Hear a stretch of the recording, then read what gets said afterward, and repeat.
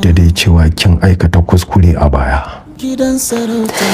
Kuskure me kuma na aikata? Kin auri gani, daga baya kuma kika shigar da kisisi na da kisa irin taku ta mata. Kanin ya sake ki kika auri yayan. Musa an da muka yi anan ba ni da wani kani, domin da ina da kani wata kaddara ta sa ya sake ki shi ya aure ki. Na rantse da girman Allah dukkan ku da sai na kashe ku.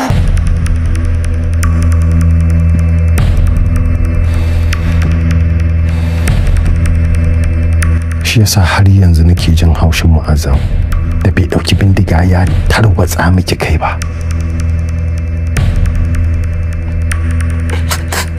Wallahi da abin da ya faru da ni bayan kaina ba ne.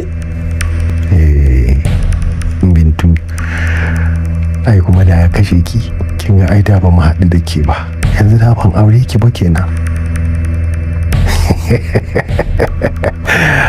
Kin ganna magana kamar kwarkwar ko mahaukaci, to a haka nake.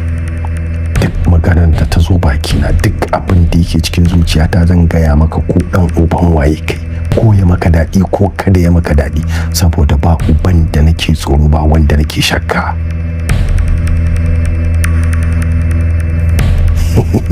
Bintu.